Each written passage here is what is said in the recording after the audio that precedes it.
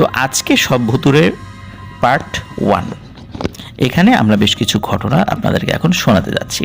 তো চলুন আমরা শুরু করে দেই। প্রথম কাহিনীটি ভারতীয় এক তরুণের। চলুন ঠিক তার মুখ থেকেই শুনি। 1988 কি 89 সালের ঘটনা। বাবা তখন মুম্বাই থেকে লোনাভালা বদলি হলেন। মুম্বাই থেকে মোটামুটি 120 কিলোমিটার দূরের পাহাড়ি একটা স্টেশন এই লোনাভালা। তখন আমি পড়ি ক্লাস 9-এ। গ্রীষ্মের ছুটিতে মা, বড় ভাই আর আমি বাবার কাছে চলে যেতাম। আমার চাচাতো ভাই পরাগ, যে আমার থেকে কয়েক বছরের বড়, থাকতো লোনাভালাতেই। সেখানে গেলেই তার সঙ্গে প্রচুর ঘোরাফেরা আর আড্ডাবাজি হতো। তবে আমাদের অবসর বিনোদনের সবচেয়ে পছন্দের জায়গা ছিল একটা পাহাড়। একটা স্কুলের পাশেই ছিল ওটা। সাইকেলে চেপে ফ্লাস্ক ভর্তি কফি নিয়ে চলে যেতাম পাহাড়টায়। ঠান্ডা হাওয়া খেতে খেতে গল্প চলতো আর তাকিয়ে থাকতাম তারার দিকে। পরাগের দুজন বন্ধুও সাধারণত সাইকেল নিয়ে আসতো আমাদের সঙ্গ দিতে। এক রাতের ঘটনা। প্রিয় জায়গাটায় বসে কফি পান আর নানান আলাপে মশগুল আমরা। এ সময় একজন মানুষকে আসতে দেখলাম এদিকে। কাছাকাছি হতেই দেখলাম রোগা বুড়ো একজন মানুষ। এত রাতে এমন একজন লোককে এখানে দেখে অবাক হলাম সবাই। কৌতূহল হয়ে জিজ্ঞেস করলাম তিনি এখানে কি করছেন আর কোনো সাহায্য লাগবে কিনা তার। তো বুড়ো জানালেন কাছের একটা গ্রামে থাকেন তিনি, আর মুম্বাইয়ের দিকে যাওয়া রাতের শেষ ট্রেনটা ধরবেন। মুম্বাইয়ের ছেলের কাছে যাবেন। লোকটার দুর্বল শরীর দেখে এমনিতেই মায়া হচ্ছে। তারপর আবার মনে হলো হেঁটে গেলে নির্ঘাত ট্রেনটা মিস করবেন তিনি। আর এ সময় এদিক থেকে রেল স্টেশনে পৌঁছানোর কোনো যান পাওয়ারও সুযোগ নেই।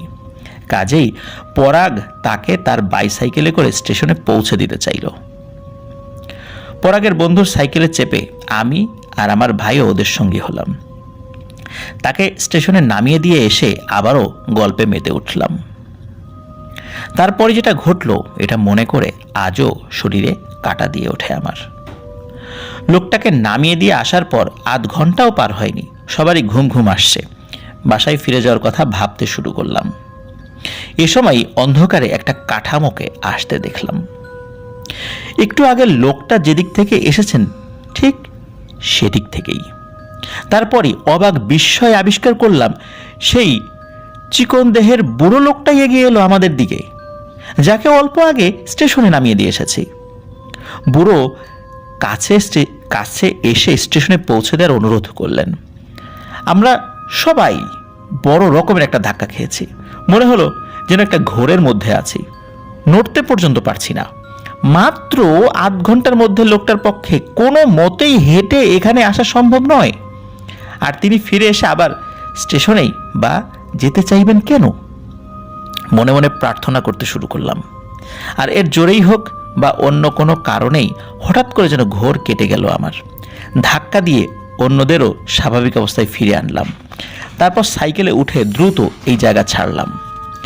একবারও পিছু ফিরে তাকাবার সাহস করলাম না। রাতে আমাদের একজনেরও ঘুম হয়নি। কয়েকদিন পর স্থানীয় লোকেদের সেই বুড়োর কথা জিজ্ঞেস করলাম, কিন্তু কেউই তার ব্যাপারে কিছু বলতে পারল না। এমনকি বুড়ো লোকটাকে দেখেছে এমন মানুষও পাওয়া গেল না। তবে রাতে ওই পাহাড়টার কাছে না ঘেঁষার পরামর্শ দেয়া হলো। এরপরও অনেকবার লোনাভালা গিয়েছি, কিন্তু কখনো আমাদের পুরনো আড্ডার জায়গাটায় যাওয়ার সাহস করিনি। প্রিয় লিসেনার্স, এটি ছিল প্রথম ঘটনা, যেটা একটা অদ্ভুত একটা ঘটনা, যেটা একজন বৃদ্ধ লোককে কেন্দ্র করে। ওই পাহাড়ের ওখানে ওই বৃদ্ধ লোক কেনই বা আসে, কেনই বা স্টেশনে মুম্বাই তার ছেলের কাছে যাওয়ার জন্য অনুরোধ করে, বা এমনভাবে বলে যাতে লোকজন তাকে স্টেশনে দিয়ে আসে। আবার স্টেশনে দিয়ে আসার পর আবারও বা কেন তাকে সেখানে দেখা যায়, এই বিষয়ে স্থানীয় লোকজনও কিছু জানে না। এই কারণে এই বিষয়ের কোনো ব্যাখ্যা পাওয়া যায়নি, প্যারানরমাল ব্যাখ্যা দেওয়াও সম্ভব হয়নি কারো পক্ষে। এই জন্য এই বিষয়টি একটি অমীমাংসিত রহস্য। প্রিয় লিসেনার্স, চলুন আমরা পরবর্তী ঘটনায় যাই। এটা শিরোনাম হতে পারে শেষ বাস, এবং শেষ বাস ঘটনার এটা প্রথম পর্ব। চলুন শুরু করি। সিঙ্গাপুরের চাঙ্গির দিকে যাওয়া শেষ বাস এটি। তানাহ মেরাহর দিকে রাস্তাটা বিপজ্জনক সব বাঁকে ভরা, তবে গাড়ির চালক খুব ওস্তাদ লোক। বেশ দ্রুত গতিতে একটার পর একটা বাঁক পেরিয়েই যাচ্ছে। তারপরই হঠাৎ বাস দাঁড় করাতে হলো তাকে, কারণ তার নজরে পড়েছে রাস্তায় দাঁড়ানো সাদা জিন্স পরা একটা মেয়ে গাড়ি থামানোর ইশারা করছে। গাড়ির মাঝখানে দাঁড়ানো কন্ডাক্টর আর একটু হলে হুমড়ি খেয়ে পড়তো মেঝেতে। বাসে উঠে পড়ল মেয়েটি। চালক আর কন্ডাক্টর কৌতূহল নিয়ে জানতে চাইল এই রাতে একা একা সে কি করছে এখানে, কিন্তু মেয়েটা কেবল ভাড়া দিল, কোনো জবাব দিল না। কন্ডাক্টর তাকে একটা টিকিট ধরিয়ে দিল, তারপর তার প্রতি মনোযোগ হারালো, কারণ 15 দিনের হিসাব কিতাব নিয়ে ব্যস্ত হয়ে পড়েছে সে। সারা দিনে ক টাকা সে ইনকাম করেছে, কয় টাকা সে খরচ করেছে, কয় টাকা মালিককে জমা দিতে হবে, সে কত পাবে, ড্রাইভার কত পাবে, এই হিসাব করছে। এবং আগেকার দিনে সে কত পেয়েছে, আজকে কত কম পেল বা বেশি পেল, এই পুরনো দিনের হিসাব আর ওই দিনের পুরো হিসাবের ব্যস্ততায় সে মগ্ন। এদিকে মনের সুখে গাড়ি উড়িয়ে নিয়ে চলেছে চালক। বাস যখন শেষ স্টেশনের কাছাকাছি চলে এলো, তখন কন্ডাক্টর মনে হলো মেয়েটা এখনো গাড়ি থেকে নামেনি। উঠেই বাসের পেছনের দিকে চলে গিয়েছিল সে। মেয়েটা কোথায় নামতে চায় জানার জন্য পেছন দিকে ঘুরল সে, কিন্তু বাসের পিছনে কেউ নেই। ভয় পেয়ে গেল সে। দৌড়ে গিয়ে চালককে জানালো কি ঘটেছে। অবিশ্বাস ভরা দৃষ্টিতে পেছনে তাকালো চালক, কিন্তু কন্ডাক্টরের মতোই সেখানে কাউকে দেখতে পেল না সেও। বাসটা যখন দাঁড় করালো চালক, তখন কন্ডাক্টর মেয়েটার দেওয়া কয়েনগুলো বের করার জন্য মানিব্যাগে হাত পুরল, কিন্তু মানিব্যাগের মধ্যে তার হাতে অদ্ভুত কিছু একটা ঠেকলো, আর যখন বের করলো আটকে উঠে সঙ্গে সঙ্গে ফেলে দিল। কি হয়েছে দেখার জন্য ঘুরল চালক। কন্ডাক্টরের চোখ যেন গাড়ির মেঝেতে আটকে আছে, তবে তার আসন থেকে কিছু নজরে এলো না তার। ওটা কি জানতে চাইল চালক। যখন কথা বলার অবস্থায় পৌঁছালো কন্ডাক্টর, সে বলল একটা হার। সে বাসের ভাড়া মিটিয়েছে একটা মানুষের আঙ্গুলের হার দিয়ে। কি ভয়ানক একটি ব্যাপার প্রিয় লিসেনার্স, আপনারা নিশ্চয়ই শুনে শিহরিত হচ্ছেন। চলুন শেষ বাস শিরোনামের দ্বিতীয় পর্বে যাই। সিঙ্গাপুরের দুই বন্ধু শেষ বাসের জন্য অপেক্ষা করছিল, তবে মনে মনে তাদের আশঙ্কা ছিল ওটা চলে গেছে আগেই, কারণ এমনিতেই অনেক দেরি হয়ে গেছে তাদের। যে বাস স্টপে দাঁড়িয়ে আছে এর সামনের রাস্তা দিয়ে কোনো গাড়িই যাচ্ছে না, আশেপাশে কোনো ফোনও নেই, কারণ কাহিনীটি যখনকার তখনও মোবাইল ফোন জনপ্রিয় হয়ে ওঠেনি বা এতটা অ্যাভেলেবলও ছিল না তখন। চিন্তায় পড়ে গেল দুজনে, তারা এখন কি করবে। তারপরে দেখলো একটা বাস ধীরে ধীরে এগিয়ে আসছে এদিকে। ওহ, শেষ বাস, যাক তাহলে ওটা চলে যায়নি। স্বস্তির নিঃশ্বাস ফেলল দুই বন্ধু। কাহিনীটা অনেকদিন আগের, তখন বাসের মাঝখানে একটা দরজা থাকতো কেবল। বাসটা থামতেই হুড়মুড় করে ভিতরে ঢুকে পড়ল দুই তরুণ। কিছুই দেখার প্রয়োজন মনে করলো না। তারপর আবার চলতে শুরু করলো বাসটা। কয়েক মিনিট পর দুই বন্ধু বুঝতে পারলো কোথাও বড় ধরনের একটা গোলমাল আছে। প্রথম কথা সেটা হলো বাসটা চলছে খুব ধীরে, আর দ্বিতীয় কথা ভাড়া নেওয়ার জন্য কোনো কন্ডাক্টরই নেই বাসে। আর তারপরে যে ভয়ঙ্কর বিষয়টা তারা আবিষ্কার করে সেটা হলো ওই বাসে কোনো চালকই নেই। আতঙ্কে খাড়া হয়ে গেল তাদের দুজনের চুল, হৃৎপিণ্ড যেন গলার কাছে এসেছে। দুজন দুজনের দিকে তাকালো অবাক বিস্ময়ে, আতঙ্কে চেঁচিয়ে উঠল। তারপরই বাসটা থেমে গেল। গাড়ির চালক আর কন্ডাক্টর পেছন থেকে এসে হাজির হলো। তারা দুজনে নষ্ট বাসটাকে ঠেলছিল। এখন দেখতে এসেছে কি কাণ্ড ঘটেছে। প্রিয় লিসেনার্স, বাসটি আস্তে আস্তে চলছিল, এটা ঠিক। পেছন থেকে দুজন ঠেলে নিয়ে আসছিল, এটাও ঠিক। কিন্তু দরজাটা খুলে গেল, তারা উঠল এবং তাদের কাছে মনে হচ্ছিল যে বাসের ইঞ্জিনটা চালু আছে, অথচ পেছনে দুজন লোক ওই বাসটিকে ঠেলছে। এটা খুব বেশি আতঙ্কের ব্যাপারটা আপাতত দৃষ্টিতে মনে হচ্ছে না, কারণ আমরা বলতেই পারি যে পেছন থেকে তো দুজন বাস ঠেলছিল, এই জন্য হয়তো এরকমটা হয়েছে। কিন্তু আরও একটি ব্যাপার ছিল, ওরা স্পষ্ট বুঝতে পারছিল যে বাসটি ধীর গতিতে চলছে, ইঞ্জিনও চালু, কিন্তু আসলে বাসটি ছিল নষ্ট। তাহলে ইঞ্জিনের যে শব্দটি তারা পাচ্ছিল, আর ইঞ্জিন চালু অবস্থায় বাসে একটি কম্পন অনুভূত হয়, তাহলে সেই কম্পনটাই বা কিসের ছিল? আর তারাই বা কেন ওই বাসের পেছনে ওই দুইজন ব্যক্তিকে দেখেনি? আরও একটি রহস্যময় ব্যাপার হচ্ছে, ওই বাসটি যখন তাদের কাছে এসেছিল তখন সে তার স্বাভাবিক গতিতে এসেছিল। এরই বা রহস্য কি? এটারও কোনো কুলকিনারা পাওয়া যায়নি। হয়তো এটার ব্যাখ্যা করা সম্ভব, যেহেতু দুজন পেছন থেকে ঠেলছিল, কিন্তু তাদের দুজনের দৃষ্টিভঙ্গি থেকে এটা একটা অমীমাংসিত রহস্য। প্রিয় লিসেনার্স, আমরা চলে যাব আমাদের পরবর্তী ঘটনায়। কিন্তু আপনারা যারা এখনও আমাদের চ্যানেলে সাবস্ক্রাইব করেননি তারা দ্রুত সাবস্ক্রাইব করে ফেলুন। আর আফরান দ্য হরর ওয়ার্ল্ড নামে আমাদের একটি ফেসবুক পেজ এবং গ্রুপ রয়েছে, যার লিঙ্ক আমাদের ভিডিও ডিসক্রিপশনে দেওয়া রয়েছে। সেখানে গিয়ে আফরান দ্য হরর ওয়ার্ল্ড পরিবারের সদস্য হয়ে যান। আপনারা যারা ঘটনা পাঠাতে চান তারা লিখে বা রেকর্ড করে afranthehorrorworld@gmail.com ইমেল অ্যাড্রেসে আমাদের ইমেল অ্যাড্রেস আমাদের ভিডিও ডিসক্রিপশনে দেওয়া রয়েছে, সেখানে গিয়ে স্পেলিংটা দেখে নিতে পারবেন। চলুন আমরা চলে যাই পরবর্তী ঘটনায়। আমেরিকার মিনেসোটার এক তরুণের অভিজ্ঞতার কাহিনী এটি। আমরা শুনবো এটা তার মুখ থেকেই। কয়েক বছর আগের ঘটনা, সম্ভবত 2005 কি 6 সালের দিকে হবে। আমার এবং আমার বন্ধুদের মাছ ধরার প্রবল একটা নেশা ছিল সে সময়। নিয়ম করে প্রায় প্রতি সপ্তাহতেই মাছ শিকারে যাওয়ার চেষ্টা করতাম। বিশেষ করে এল্ক নদীর একটি বিশেষ জায়গায় অনেকবার মাছ ধরতে গিয়েছি আমরা। মাছ ধরার এলাকাটা ছোট্ট একটা সেতুর নিচে, আর এদিকটায় রাস্তাও এক লেনের। সেতুর নিচে নদীটাতে একটা বাঁধ দেয়া হয়েছে।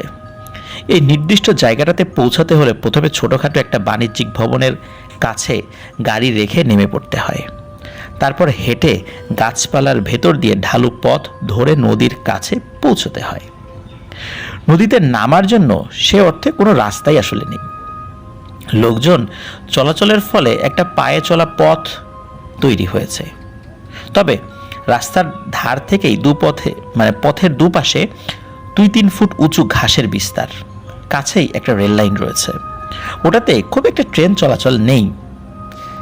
রেল লাইনটা দেখিনি কখনো, তবে এর কথা জানি। আরও অনেক রাতের মতো সে বিশেষ রাত্রিতেও আমাদের এই প্রিয় জায়গাটিকে মাছ শিকারের জন্য আমরা বেছে নিই। কিন্তু এদিন এখানে পৌঁছার সঙ্গে সঙ্গেই কেন যেন অস্বস্তিকর একটা অনুভূতি হলো। মনে হচ্ছে যেন কেউ আমাদের দিকে নজর রাখছে, যে কোনো মুহূর্তে ঝাঁপিয়ে পড়বে গায়ের উপর। তবে জোর করে মনের কল্পনা বলে বিষয়টিকে উড়িয়ে দিতে চাইলাম। আগুন জেলে মাছ ধরা শুরু করলাম। কয়েক মিনিট পরেই হঠাৎ মনে হলো গুরুত্বপূর্ণ একটা জিনিস গাড়িতে রেখে এসেছি। ওটা আনতে রওনা হলাম। তবে একা নয়, দুজন বন্ধুকে জোর করে সঙ্গে নিয়ে এসেছি। লম্বা ঘাসের মধ্য দিয়ে তাদের দুজনের পিছু পিছু এগোলাম। এ সময়ই আবার অদ্ভুত একটা অনুভূতি হলো। মনে হলো কেউ যেন ঘাসের ভেতর থেকে আমাদের দেখছে। উকিঝুঁকি মেরে দেখার চেষ্টা করলাম, তবে অন্যদের কিছু বললাম না, কারণ আমার বন্ধু দুজনও বেশ ভীতু, আর অতি প্রাকৃত ঘটনার প্রতি বিশ্বাসে আমার চেয়েও এক কাঠি এগিয়ে আছে সে। যে জিনিসটা দরকার সেটা নিয়ে আবার ফিরে এলাম। মোটামুটি আধ ঘন্টা পর হঠাৎ একটা ট্রেন এলো। তবে আশ্চর্য ঘটনা, এর আগে যতগুলো রাতে এখানে সময় কাটিয়েছি একবারের জন্য কোনো ট্রেনের আওয়াজ শুনিনি। আর এটাও এলো যেন কোনো ধরনের জানান না দিয়েই, মনে হলো যেন নিঃশব্দে উড়ে এসেছে। তারপরে ট্রেন থেকে কিছু একটা ফেলার শব্দ হলো, গড়িয়ে গড়িয়ে একটা গর্তে পড়ল ওটা। ভয়ঙ্কর একটা চিৎকার করে উঠল ওই জিনিসটি। আর যাই হোক, ওটা রক্তমাংসের কোনো মানুষের কণ্ঠ নয়। আমার পাশে এক বন্ধু মাছ ধরছে, দুজনের দিকে তাকালাম, তবে কেউ কোনো কথা বললাম না। কয়েক মুহূর্ত পরেই আগুনের পাশের লম্বা জংলা ঝোপের মধ্যে প্রচণ্ড আলোড়ন উঠল। ঝোপটা ওই গর্তের ধারেই, মনে হচ্ছে যেন ঝড়ো বাতাস বয়ে যাচ্ছে। কিন্তু ঝোপটার কাছে বরাবরই বসে আছে আমার বন্ধু। সে কোনো ধরনের বাতাস অনুভবই করছে না। দমকা বাতাস গায়ে লাগলো না আমাদের কারো। গ্রীষ্মের শান্ত একটা রাত এটা। সেতুটার নিচে মাছ ধরছি আমি। এখান থেকেই জঙ্গলটার দিকে তাকালাম। বাতাস যে নাড়াচ্ছে না ওটাকে এখন পরিষ্কার, বরং মনে হলো এর ভেতরে কেউ একজন আছে যে খেপে গিয়ে নাড়াচ্ছে ঝোপগুলো। এরপর আর ওখানে অপেক্ষা করার মতো অবস্থা ছিল না আমাদের। নদীতে আরও কিছু লোক মাছ ধরছে যদিও, তবে তাদের দিকে মনোযোগ দেওয়ার কিংবা কিছু জিজ্ঞেস করার কথা চিন্তাতেও এলো না।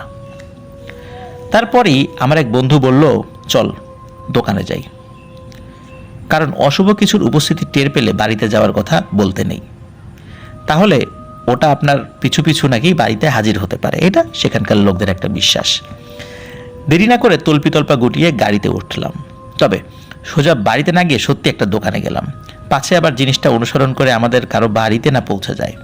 পরে কথা বলে জানলাম শুধু আমার নয়, আজ এখানে যাবার পর বেশিরভাগেরই কেমন একটা ভয় ভয় করছিল। ওটা কি জানি না, তবে ভয়ঙ্কর কিছু একটা যে হবে তাতে কোনো সন্দেহই নেই।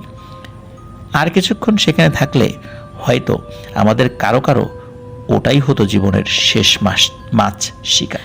পরবর্তীতে জানা গেল যে মাঝে মাঝেই নাকি এরকমটা হয়, বাতাস বয়, ঝোপ নড়ে, কিন্তু ওখানে কিন্তু কোনো ভয়ানক কোনো প্রাণীর উপস্থিতি নেই।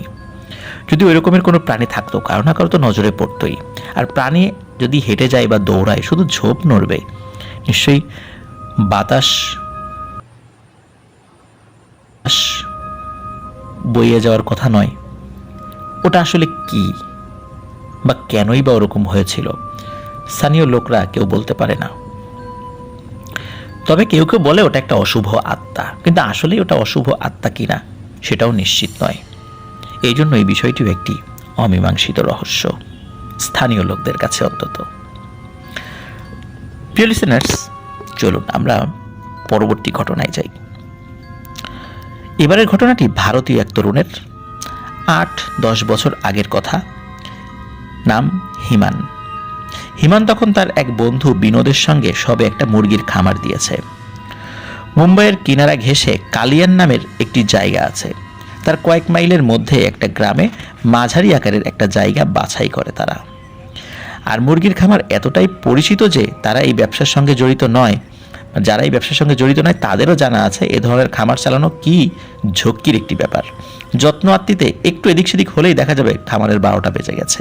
নিয়মিত খাবার পানি দিতে হবে, তাও পরিমিত মাত্রায়। রোগবালাই আর মরক থেকে রক্ষার জন্য ওষুধও দিতে হবে পুরো নিয়ম মেনে।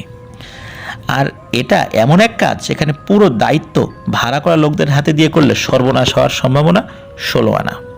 কাজেই হিমান স্ত্রীসহ খামারেই থাকার সিদ্ধান্ত নিল। তার স্ত্রী আবার এ সময় বেশ কয়েক মাসের অন্তঃসত্ত্বা। স্ত্রীকে নিয়ে এখানে যাওয়াতে আপত্তি তুলল পরিচিত অনেকেই। বলা হয় এ ধরনের খামারে অনেক সময় অশুভ শক্তির আনাগোনা থাকে। তারপর আবার একজন অন্তঃসত্ত্বা মহিলার জন্য এটা আরও বিপজ্জনক জায়গা। তবে হিমানের স্ত্রী দারুণ সাহসী মেয়ে, কাজেই এসব কুসংস্কারে কান না দিয়ে স্বামীর সঙ্গে থাকার জন্য সে স্থির করল। খামারের কাজ সাহায্য করার জন্য 3-4 জন স্থানীয় গ্রামবাসীকে নিয়োগ দিল হিমান আর তার বন্ধু বিনোদ। এদের মধ্যে 2 জন মুসলিম। বলা হয় এই এলাকার মুসলিমরা এ ধরনের খামারের কাজে বেশ দারুণ দক্ষ। শুরুর কয়েকটা মাস ঠিকঠাক মতোই চলল সব কিছু। তারপর হঠাৎই নিয়ন্ত্রণের বাইরে চলে যেতে থাকলো সব পরিস্থিতি। সব ধরনের তদারকির পরেও প্রতিদিন প্রচুর সংখ্যায় মুরগি মরতে লাগলো। কোনো রোগবালাইয়ের চিহ্নও পাওয়া যাচ্ছে না কোথাও। মুরগিগুলোকে নিয়মিত খাওয়ানো হচ্ছে, দাওয়ানো হচ্ছে, ওষুধপত্র দেওয়া হচ্ছে, সর্বোচ্চ জীবাণুমুক্ত পরিবেশে রাখা হয়েছে। কিন্তু দিনকে দিন অবস্থা আরও খারাপ হতে লাগলো। এমনকি পশু চিকিৎসকও হঠাৎ এভাবে প্রাণীগুলোর মৃত্যুর কোনো কারণ আবিষ্কারে ব্যর্থ হলেন। এদিকে হিমানের স্ত্রীর মনে বদ্ধ মূল ধারণা জন্মালো এখানে কোনো অশুভ শক্তির উপস্থিতি আছে, আর ওটা তার বাচ্চাটার ক্ষতি করতে চায়। মাঝে মাঝেই মূর্ছা যেতে লাগলো সে। অথচ হিমান সবসময় দেখে এসেছে তার স্ত্রী সহজে ঘাবড়ে যাওয়ার পাত্রীই নয়। এই পর্যায়ে হিমানের স্ত্রী আপাতত খামার ছেড়ে তার এক আত্মীয়ের বাড়িতে উঠতে রাজি হলো। ঠিক হলো বাচ্চাটা না জন্মানো পর্যন্ত খামারে আসবে না সে। কোনো কোনো মানুষ বিশ্বাস করে অন্তঃসত্ত্বা নারী আর বয়সন্ধিকালের মেয়েদের উপস্থিতি অশুভ শক্তি আর আত্মাদের উৎসাহী করে তোলে, কারণ এ ধরনের মেয়েদের মানসিক অস্থিরতা অশুভ শক্তিদের সুবিধা করে দেয়। কাজেই হিমান আশা করলো তার স্ত্রী খামার ছাড়ার পর পরিস্থিতির উন্নতি হবে। কিন্তু হলো উল্টোটা। নতুন ধরনের একটা ঘটনা শুরু হলো। সন্ধ্যা নামার সঙ্গে সঙ্গে বিপুল পরিমাণে পাথর পড়তে লাগলো বাড়ির উপর। পাথরগুলোর উৎস কি তাও বোঝা গেল না, কারণ মনে হয় যেন ওগুলো আকাশ থেকে পড়ছে। গ্রামবাসীরা এগিয়ে এলো তাদের সাহায্যে। আশেপাশের ঝোপঝাড়ে আর গাছে লুকিয়ে থেকে পাথরের রহস্য ভেদে তৎপর হলো সবাই। এমনকি সার্চলাইট মারা হলো আকাশেও, কিন্তু পাথরগুলো মনে হলো যেন শূন্য থেকেই গজিয়ে যাচ্ছে।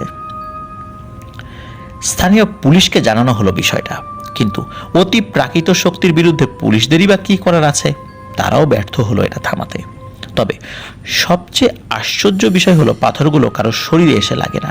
এমনকি যদি পাথর বৃষ্টির মাঝখানে দাঁড়িয়ে থাকেন, আপনাকে বাঁচিয়ে চারপাশে পড়তে শুরু করবে ওগুলো। খুব অদ্ভুত, তাই না? আসলে অদ্ভুত ও রহস্যময়। শেষমেশ আর কোনো উপায় না দেখে অতিপ্রাকৃত ঘটনা সম্পর্কে অভিজ্ঞ কারো সাহায্য নেওয়া স্থির করল হিমান আর বিনোদ।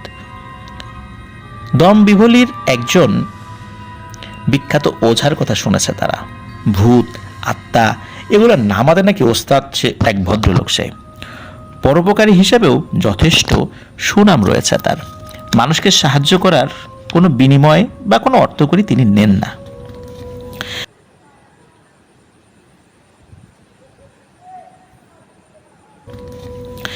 হিমান আর বিনোদের কাছ থেকে সবকিছু শুনে জ্ঞানী ওঝা বুঝে গেলেন একটা শক্তিশালী কোনো কালো জাদুকরের কাজ। কিন্তু হিমান আর বিনোদ অবাক হয়ে আবিষ্কার করলো বুড়ো ভদ্রলোকটি খুব চিন্তিত হয়ে পড়েছেন। তারপরে তিনি বললেন, এই শক্তিটি এত শক্তিশালী যে তার পক্ষে এর সঙ্গে টক্কর দেওয়া সম্ভব নয়। ভালো হয় যদি তারা অন্য কারো সাহায্য নেয়। কিন্তু হিমানের বারবার অনুরোধে টলে গেলেন ওই ওঝা। আগামীকাল আসতে বললেন ওদের।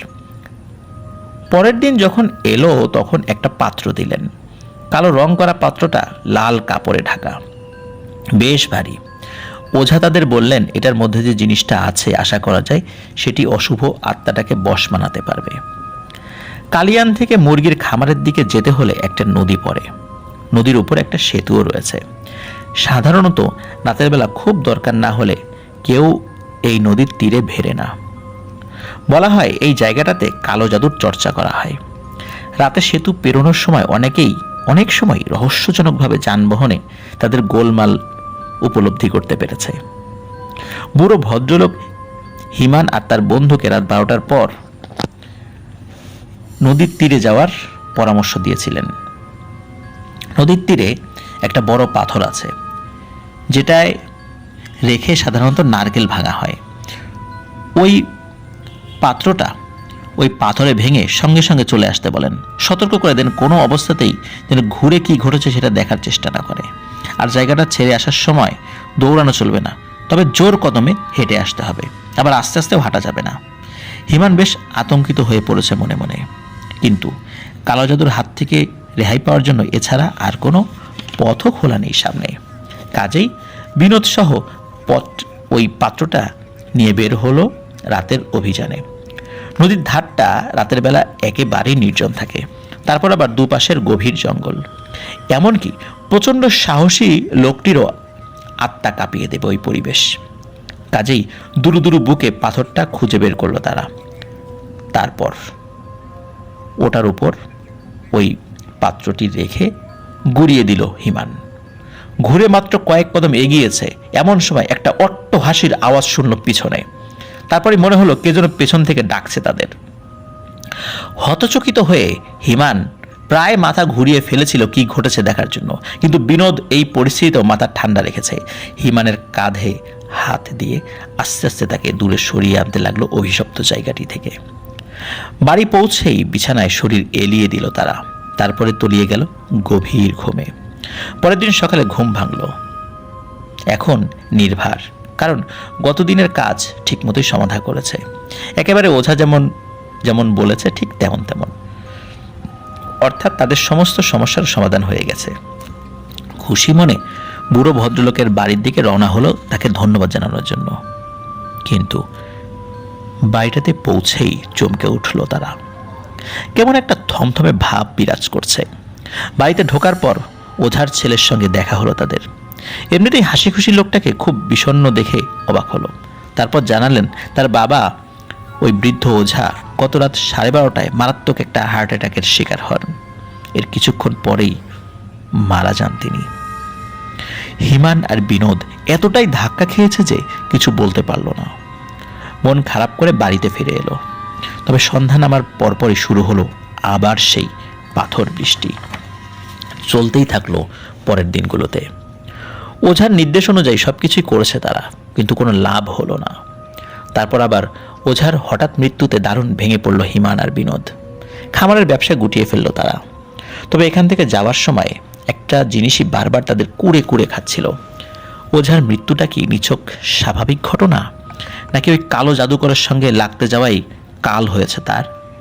ভদ্রলোকের খুব ভালোই জানা ছিল শক্তিশালী প্রতিপক্ষের বিরুদ্ধে লড়তে চলেছেন তিনি। তারপরও অসহায় দুই যুবককে সাহায্য করতে গিয়েছিলেন। তবে কি তার তুলনায় অনেক শক্তিশালী কোনো শক্তির বিরুদ্ধে লাগতে যাওয়ার মূল্য দিতে হয়েছে তাকে? হতে পারে। আর মানুষের উপকার করতে গিয়ে তার এই পরিণতি হয়েছে। কিন্তু যারা মানুষের উপকার করেন তারা পরিণতির কথা ভাবেন না, মানুষকে উপকার করাটাই তাদের মূল চিন্তা থাকে।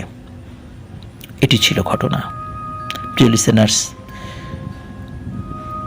বিনোদ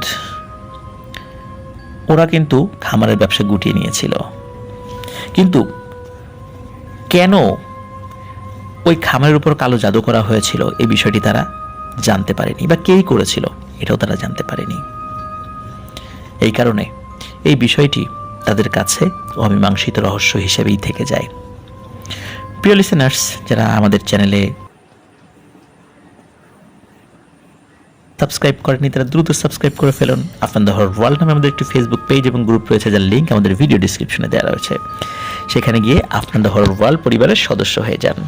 যারা আমাদেরকে ঘটনা পাঠাতে চান তারা আমাদেরকে ঘটনা পাঠাতে পারবেন লিখে বা রেকর্ড করে afnanthehorrorworld@gmail.com এই ইমেল অ্যাড্রেসে।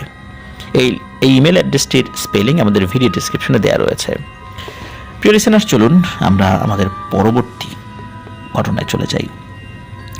কাহিনীটা শুনিয়েছেন সিঙ্গাপুরের ৪৫ বছর বয়স্ক এক অফিস সহকারী। গল্পটা বরং তার মুখ থেকেই শুনি। ফ্ল্যাটে বেশ রাত করে ফেরার অভ্যাস আমার, আর কখনো এটা নিয়ে কোনো ঝামেলায় পড়তে হয়নি। তবে একদিন রাত 11টার দিকে এমন একটা ঘটনা ঘটলো যেটা কোনোদিনই ভুলতে পারবো না। কাজ শেষ করে বাসায় ফেরার আগে সেদিন শহরের অপর পাশের এক বন্ধুর বাড়িতে আড্ডা দিতে গিয়েছি। সন্ধ্যায় আবার আমার স্ত্রী বাচ্চাদের নিয়ে তার বাবার বাড়িতে গিয়েছি। বাসাতে তাই কেউ নেই। বেঢক সংরক্ষিত এলাকায় এসে বাস থেকে নেমে পড়লাম। তারপর যে ব্লকে থাকি সেদিকে চলে যাওয়া রাস্তা ধরে রওনা দিলাম। বেশ রাত হয়ে যাওয়ায় পথে খুব একটা লোকজন নেই দেখে অবাক হলাম না একদমই। তবে আমার সামনে একটা মেয়ে হাঁটছে। মেয়েটার লম্বা চুল আর চমৎকার কাঠামো পেছন থেকে পরিষ্কার বোঝা যাচ্ছে। স্বাভাবিকভাবেই একজন পুরুষ হিসেবে মনে কৌতূহল জেগে উঠল। পেছন থেকে যেমন দেখা যাচ্ছে, সামনে থেকেও কি সে এমন সুন্দর? তাকে অতিক্রম করে যাওয়ার জন্য দ্রুত পা চালালাম। মেয়েটাকে পেরিয়ে যেতেই চটজলদি একবার পেছনে ফিরে চাইলাম দেখার জন্য। দেখতে খারাপ না, তবে চেহারাটা কেমন ফ্যাকাশে। যেহেতু সামনে চলে এসেছি, তাই দ্রুত আমার ব্লকের দিকে হাঁটতে লাগলাম। পাছে আবার আমি তার প্রতি আগ্রহ দেখাচ্ছি ভেবে মেয়েটা না অস্বস্তিতে পড়ে যায়। যখন আমার ব্লকে পৌঁছলাম, তখন পিছনে মেয়েটার আর কোনো নাম নিশানাই দেখতে পারলাম না। সামনে তো নয়। বাড়ির সামনে এসে লিফটের অপেক্ষায় না থেকে সিঁড়ি বেয়ে 5 তলায় ওঠা শুরু করলাম। 5 তলায় পৌঁছে সিঁড়ির কোণা থেকে সামনে তাকাতেই ওই মেয়েটিকে দেখতে পেলাম। এটা সেই মেয়েটা যে আমার পেছনে ছিল, বারান্দায় দাঁড়িয়ে আমার অপেক্ষা করছে। এখন আমার দিকে তাকিয়ে হাসলো সে। উল্টো ঘোরেই দৌড় শুরু করলাম আমি। পাশের ব্লকে বন্ধুর বাসায় পৌঁছানোর আগ পর্যন্ত আমি একদমই থামলাম না। সেই রাতে আর বাড়িতেই ফিরলাম না। স্রষ্টাকে ধন্যবাদ, এমন ঘটনা জীবনে আর কখনোই ঘটেনি। কিন্তু ওই মেয়েটি কেন আমার বাড়ির দরজার সামনে চলে এসেছিল? তবে কি ওই মেয়েটি কোনো অশরীরী ছিল? আমি তার দিকে তাকানোর কারণে সে আমার পিছু নিয়েছিল। বিষয়টি নিয়ে আর ঘাটাঘাটি করিনি, তবে আমার মনের মধ্যেই বিষয়টি একটি অমীমাংসিত রহস্য হিসেবেই রয়ে গিয়েছে। প্রিয় লিসেনার্স, এ ধরনের ঘটনা কিন্তু আমাদের সাথেও ঘটতে পারে। হতে পারে রাতের বেলা কারো দিকে তাকিয়েছি আগ্রহ ভরে, পরে বাড়িতে এসে ঘরের মধ্যে ঢুকে দেখলাম সেই ওই ঘরের মধ্যে দাঁড়িয়ে আছে, কিন্তু আগের সেই সুন্দর চেহারায় নয়, বিভৎস চেহারায়। তখন কি অবস্থা হবে একবার ভাবুন প্রিয় লিসেনার্স। চলুন আমরা পরবর্তী ঘটনায় চলে যাই। এই কাহিনীটা শোনান সিঙ্গাপুরের এক তরুণী ক্লার্ক। তার জবানিতেই পাঠকের সামনে তুলে ধরা হলো ঘটনাটা। ভূত প্রেতের ব্যাপারে আমার বড় ভাইয়ের কখনোই খুব একটা আগ্রহ ছিল না। এসবে ওর বিশ্বাস ছিল বলেও মনে হয় না। তারপরই তার জীবনে ঘটল অস্বাভাবিক একটা ঘটনা।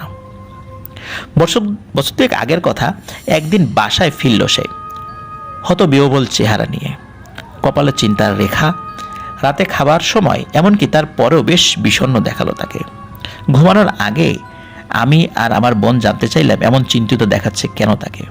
শুরুতে কিছু বলতেই চাইল না, তবে পরের দিন বলল কেন যেন মনে হচ্ছে দুটো চোখ তার মাথার পেছনে সেটে আছে, তার সব কিছুর উপরই নজর রাখছে ওই দুটো চোখ। আমি আর আমার বোন হেসে উড়িয়ে দিলাম কথাটা।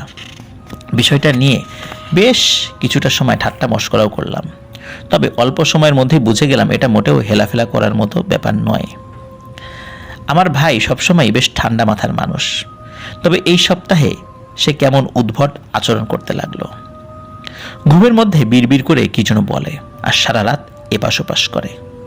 কখনো কখনো তার ঘুমের মধ্যে কথা বলার শব্দে আমাদেরও ঘুম ভেঙে যায়। ধীরে ধীরে তার ওজন কমতে থাকে, এমনকি কেউ তার সঙ্গে কথা বললেও সেদিকে তার নজর থাকে না। খুব চিন্তায় পড়ে গেলাম আমরা। তার এক বন্ধুকে বিষয়টা জানালাম। বাসায় এসে একবার ওর দিকে তাকিয়েই বলল এটা মোটেও কোনো স্বাভাবিক ব্যাপার মনে হচ্ছে না। ভাইয়ের বন্ধু তাকে দুজন লোকের কাছে নিয়ে গেল। তাদের পরিবার যে কোনো অস্বাভাবিক সমস্যার মুখোমুখি হলেই এই দুজনের সঙ্গে যোগাযোগ করা হয়। তাদের একজনই ধরতে পারলেন ভাইয়ার সমস্যাটা। যেদিন ভাইয়ার প্রথম মনে হয়েছে দুটো চোখ তার পেছনে সেটে আছে, সেদিনই ঘটনাটি ঘটে। কাজ থেকে ফিরবার সময় একটা শেষকৃত্য অনুষ্ঠানের জায়গার পাশ দিয়ে আসছিল সে। এমন সময় এমন একটা পথে পা দিয়ে বসে যেটা একটা আত্মা অন্য পৃথিবীতে যাওয়ার জন্য নাকি ব্যবহার করে। দুর্ভাগ্যক্রমে ওই একই সময় অন্য পৃথিবীতে যাওয়ার পথে ছিল ওটা। ভাইয়া তার যাওয়ার পথে বাধা হয়ে দাঁড়ায়। পুরোপুরি বিভ্রান্ত হয়ে আত্মাটা তার শরীরে ঢুকে পড়েছিল। এখন সে পথ হারিয়েছে। আত্মাটা তার শেষ যাত্রাটা করতে চায়, মানে তার যাত্রাটা শেষ করতে চায়। আর ভাইয়াও চায় মুক্তি। আর একটাই সমাধান, তা হলো ভাইয়াকে আবার সেই অন্ত্যেষ্টিক্রিয়া অনুষ্ঠানের জায়গাটার কাছে গিয়ে পথটার ঠিক যেখানে পা দিয়েছে সেটা খুঁজে বের করে সেখানে দাঁড়াতে হবে। আর আত্মাটাও সেক্ষেত্রে খুশি মনে তাকে ছেড়ে দিয়ে চলে যাবে, কারণ আত্মাটাও তার শরীরে ঢুকে গিয়েছে, সেও বের হতে পারছে না, কারণ সে পথ পাচ্ছে না, সে তার পৃথিবীতে যাবে, মানে তার জগতে সে যাবে। ভাইয়া লোকটার পরামর্শ মেনে নিল, তারপর যেখানে ঘটনা ঘটেছে সেখানে ফিরে গেল। সৌভাগ্যক্রমে যে জায়গায় আত্মাটা তার উপর সওয়ার হয়েছিল বলে মনে হয়েছে সেটা খুঁজে পেল। পরে সে আমাদের বলেছে ঠিক সেই মুহূর্তে তার দারুণ শান্তি লাগে, আর মনে হয় কি যেন একটা বোঝা শরীর থেকে চলে গেল। প্রিয় লিসেনার্স, খুবই অদ্ভুত একটি ঘটনা। এমন ঘটনা আমি আসলে এইবারই প্রথম পেলাম, যে কোনো একটা আত্মার চলাচলের রাস্তায় হঠাৎ করে চলে এসেছে, ওই আত্মাটিও তার জগতে চলে যাবে, কিন্তু হঠাৎ করে চলে আসার কারণে সে তার শরীরের মধ্যে ঢুকে পড়েছে, আর বেরোতে পারছে না। সেও চাচ্ছিল বেরোতে, আর যার শরীরে ঢুকেছে সেও চাচ্ছিল মুক্তি, আর এইভাবেই এই সমস্যাটার সমাধান হলো। প্রিয় লিসেনার্স, আসলে আত্মা বলতে অন্য ধর্মাবলম্বীরা জিন এই সম্প্রদায়কে আত্মা বলে অভিহিত করে। মানুষ মারা যাওয়ার পর যে আত্মা, বিষয়টা আসলে সেই আত্মা নয়। আশা করছি বিষয়টা বুঝতে পেরেছেন। তো প্রিয় লিসেনার্স, আপনারা যারা এখন আমাদের চ্যানেলে সাবস্ক্রাইব করেননি তারা দ্রুত সাবস্ক্রাইব করে ফেলুন, আর আমাদের ফেসবুক পেজ এবং গ্রুপ আপনার দ্য হরর ওয়ার্ল্ড নামে যার লিঙ্ক আমাদের ভিডিও ডিসক্রিপশনে দেওয়া রয়েছে, সেখানে গিয়ে আপনারা আমাদের পরিবারের সদস্য হয়ে যান। আর আমাদেরকে যারা ঘটনা পাঠাতে চান তারা আপনার দ্য হরর ওয়ার্ল্ড @gmail.com লিখে বা রেকর্ড করে ঘটনা পাঠাতে পারবেন। আমাদের ইমেল অ্যাড্রেস আমাদের ভিডিও ডিসক্রিপশনে দেওয়া রয়েছে। চলুন আমরা চলে যাই আমাদের পরবর্তী ঘটনায়। রবার্ট দ্য হন্টেড ডল নামেই বেশি পরিচিত সে। আমেরিকার ছোট্ট পৈশাচিক এই মুখটিকে একবার যে দেখেছে ভুলতে পারবে না যতদিন কেউ সে বেঁচে থাকবে। ভুতুরে পুতুল নিয়ে নানান ধরনের কিচ্ছা কাহিনী তৈরি হয়ে আসছে সম্ভবত মানুষ পুতুল বানানো শেখার পর থেকেই। তবে রবার্ট অন্যদের থেকে আলাদা, কারণ অনেক লোকই রবার্টকে পুতুলের খোলস থেকে বের হয়ে চলাফেরা কিংবা কাজ করতে দেখার দাবি করেছে নাকি। কেউ কেউ আবার তার আক্রোশের শিকারও নাকি হয়েছে। রবার্ট দ্য হন্টেড ডলের অশুভ প্রভাব বিস্তারের শুরু গত শতকের গোড়ার দিকে, যখন খেয়ালি শিল্পী রবার্ট ইউজেন অটো ফ্লোরিডা শহরের কেন্দ্রে বিখ্যাত আর্টিস্ট হাউসে বসবাস শুরু করেন। প্রচুর বিত্তশালী ছিল অটো পরিবার। ফ্লোরিডার জীবনে বেশ মানিয়ে গেলেন তারা। স্বামী স্ত্রীর সঙ্গে এই বাড়িতে থাকতো তাদের ছোট্ট ছেলে আর বেশ কিছু চাকর বাকর। স্থানীয় কিংবদন্তি বলে অটোরা নিয়মকানুনের ব্যাপারে খুবই কড়া ছিলেন। কর্মচারী আর বাড়ির চাকর বাকরদের কাছ থেকেও পুরো আনুগত্য আশা করতেন। ছেলের নাম ছিল গেন। এই ছেলে গেনের দেখভালের জন্য জ্যামাইকান একটা মেয়েকে চাকরি দেন তারা। অটোরা বেশিরভাগ সময় আমেরিকার বিভিন্ন জায়গা সহ পৃথিবীর নানা প্রান্তে ঘুরে বেড়াতেন। এ সময় এই জ্যামাইকান মহিলাই শিশুটাকে সঙ্গ দিত। কিন্তু ছোট্ট ছেলে আর জ্যামাইকান মহিলার এই চমৎকার সম্পর্ক দীর্ঘস্থায়ী হলো না। একদিন মিসেস অটোর বিছানায় বসার জন্য চাকরি গেল জ্যামাইকান সেবিকার। কেন বাড়ির চাকর হয়ে মালিকের বিছানায় বসেছে, এটাই ছিল তার অপরাধ। তবে যাবার আগে সে গেনকে দিয়ে গেল হাতে বোনা একটা স্টাফ করা পুতুল। লোকে বলে জ্যামাইকান এই নারী ভুডু আর কালো জাদুর কৌশল জানত। পুতুলটা বানানো হয় গেনের চেহারার আদলে, যদিও একেবারে পুরোপুরি গেনের আদল পায়নি পুতুলটা। তারপরও ওটা দারুণ মনে ধরল ছোট্ট ছেলেটির। পুতুলটার নাম দেয়া হলো রবার্ট। গেনের নামেরই প্রথম অংশ এটা। জ্যামাইকান সেবিকার কাছ থেকে পুতুলটা নেওয়ার পর থেকে আর সেটাকে এক মুহূর্তের জন্য চোখের আড়াল হতে দিল না ছোট্ট গেন। সব জায়গাটাতেই পুতুলটাকে নিয়ে যাওয়া চাই তার। শহরের লোকেরা প্রায়ই মিসেস অটো আর ব্যক্তিগত পরিচারকদের সঙ্গে গেন আর রবার্টকে শহরে ঘুরে বেড়াতে দেখতে লাগলো। খাবার সময় গেনের পাশেই নিজের ছোট্ট চেয়ারটায় বসে রবার্ট নামের ওই পুতুলটা। আর মা বাবার অগোচরে কখনো কখনো পুতুলটার মুখে দু একদলা খাবার পুড়ে দেয় গেন। গোসলের সময় পানিতে ভিজতে ভিজতে কাঠের জাহাজ নিয়ে যখন খেলা করে গেন, রবার্টও থাকে তার পাশেই, একটা শুকনো তোয়ালের আশ্রয়ে। রাতে ঘুমে ঢুলতে থাকা ছেলেটার পাশে শুইয়ে দেওয়া হয় রবার্টকে। স্বপ্নেও ছোট ছেলেটার সঙ্গী হওয়ার জন্য সম্পূর্ণ প্রস্তুত এখন সে। তবে ধীরে ধীরে গেন আর পুতুলটার সম্পর্ক একটা অশুভ দিকে মোড় নিল। গেনকে তার খেলার ঘরে লাফালাফি হইচই করতে দেখা যায় কিছুক্ষণ, তারপর মুহূর্তের বিরতি। এবার নিচু গলায় কথাবার্তার আওয়াজ ভেসে আসে পরিচারকদের, মানে ওই বাড়ির কাজের লোকদের কানে। প্রথমে গেনের বালক সুলভ কণ্ঠ, তারপরই সম্পূর্ণ ভিন্ন একটা কণ্ঠ। কখনো কখনো গেনের কণ্ঠ কোনো কারণে চড়ে যায়, মানে উঁচু হয়ে যায়। তবে অপর তরফ থেকে যেন কেবল বুঝিয়ে শান্ত করার চেষ্টা করা হয় তাকে। এই সময় থেকেই অস্বস্তি শুরু হলো বাড়ির চাকর বাকর, এমনকি মিসেস অটোর মধ্যেও। কখনো কখনো উদ্বিগ্ন মা আবিষ্কার করেন ছেলেটা জড়সড় হয়ে কামরার এক কোণায় বসে আছে, আর পুতুলটা বিছানায় কিংবা নিজের চেয়ারে বসে যেন এক দৃষ্টিতে তার দিকে তাকিয়ে আছে। বাড়ির কাচের আর রূপার জিনিসপত্র মাটিতে পড়ে থাকতে দেখা যেতে লাগলো। মনে হয় কেউ যেন ওগুলো ছুঁড়ে ফেলেছে। এদিকে রাতে ঘরের চাকর বাকরেরা বিভিন্ন কামরায় আটকা পড়তে লাগলো। কেউ যেন বাইরে থেকে দরজা আটকে দেয়। কাপড় চোপড় ছেঁড়া অবস্থায় পাওয়া যেতে লাগলো। অনেকদিন ব্যবহার করা হয় না এমন কামরার বিছানার চাদরও এলোমেলো, এমনকি কখনো কখনো বিক্ষিপ্তভাবে মাটিতে পড়ে থাকতে দেখা গেল। সবচেয়ে আশ্চর্যের ব্যাপার হলো ছোট্ট গেনের পছন্দের অন্য খেলনাগুলো বর্বরের মতো কে যেন ছিঁড়ে ফালা করে ফেলে, আর গভীর রাতে শোনা যায় শরীরে শিরশির করা ফিক ফিক হাসি। তবে দোষ পড়তে লাগলো সব পিচ্ছি গেনের ঘাড়ে। বাবা মা খুব বকাঝকাও করতে লাগলো তাকে। তবে প্রতিবারই সে সাফাই গায় রবার্ট নাকি ওটা করেছে, যদিও তার এই কৈফিয়তে মন টলে না মা বাবার। পুতুল নড়তে চড়তে শিখে একটার পর একটা অকাণ্ড ঘটাচ্ছে, এটা কেই বা বিশ্বাস করবে? এদিকে এসব আলামতের পর বাড়িতে কাজের লোকদের মন রাখতে প্রচুর অর্থ গুনতে হয় অটোদের। এক পর্যায়ে ঘনিষ্ঠ আত্মীয় স্বজনরা চেষ্টা করলেন সমস্যা সমাধানের। গেনের এক দাদির পরামর্শে রবার্টকে গেনের কাছ থেকে ছিনিয়ে নিয়ে চিলেকোঠার একটা বাক্সে বন্দি করে রাখা হলো। আর পরের রাতেই বুড়ো মহিলাকে তার বিছানায় মৃত অবস্থায় পাওয়া যায়। ধারণা করা হলো স্ট্রোক হয়েছে তার। তবে ভদ্র মহিলার অপ্রত্যাশিত ও অনাকাঙ্ক্ষিত এই মৃত্যুর পরপরই রবার্ট আবার ফিরে পেল গেনের সঙ্গীর জায়গাটা।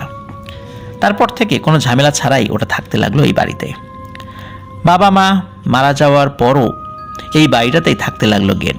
এমনকি বেশ বয়স হওয়ার পরেও দেখা গেল ছোট্টবেলার সেই সঙ্গী পুতুলটাকে কাজ ছাড়া করছে না সে। পরে গেনের ঘনিষ্ঠরা মত প্রকাশ করলেন পুতুলটাই প্রভাব খাটিয়ে গেনেকে ওটাকে ছাড়তে দেয়নি। এদিকে বালক বয়সে বাড়ির কোনায় যে কামরাটায় গেন থাকতো সেটা একসময় রবার্টের আস্তানায় পরিণত হয়। ওখান থেকে সময় অসময়ে ফিকফিক আর পাগলাটে হাসি ভেসে আসতে লাগলো। একে একে চাকর বাকরেরা আর্টিস্ট হাউস ছাড়তে লাগলো। এমনকি সবচেয়ে দুঃসাহসী লোকটিকেও এখানে খুব বেশি দিন রাখা যায় না। শেষমেশ দেখা গেল বাড়িতে মাত্র দুজন কাজের লোক আছে, তারা স্বামী স্ত্রী। কয়েক ঘন্টার জন্য আর্টিস্ট হাউসে আসে তারা। এর মধ্যে স্ত্রীটি গেনের জন্য রান্নাবাড়া করে আর স্বামীটি বাড়ির টুকটাক কাজ করে। তাও দুজনেই সন্ধ্যা নামার অনেক আগেই বাড়ি ছেড়ে চলে যায়। যাই ঘটুক না কেন বাড়ির কোণার ওই কামরার কাছে তারা কোনোভাবেই ঘেঁষে না। এমনকি গেন বকাবাদ্য করে ওটাই ঢোকাতে পারেনি তাদের। এক পর্যায়ে বিয়ে করলো গেন অটো। তবে গোড়া থেকেই সুখের হলো না দম্পতির জীবন। শুরু থেকেই অপার্থিব একটা ছায়ার মতো তাদের দাম্পত্য জীবনে লেগে রইল রবার্ট। যেখানেই যাবে পুতুলটাকে সঙ্গে করবে গেন। খাবার টেবিলে একটা চেয়ার বরাদ্দ থাকে ওটার জন্য। শুধু তাই নয়, নববিবাহিত দম্পতির শয্যার পাশেও তার প্রিয় চেয়ারে বসে থাকতে দেখা যায় পুতুলটাকে। স্বাভাবিকভাবেই স্বামী স্ত্রীর সম্পর্কে ফাটল ধরল। আর এই পরিবেশে থাকতে থাকতে একসময় উন্মত্ত আচরণ শুরু করলো মিসেস গেন অটো। তারপর একদিন রহস্যময়ভাবে গেনের স্ত্রী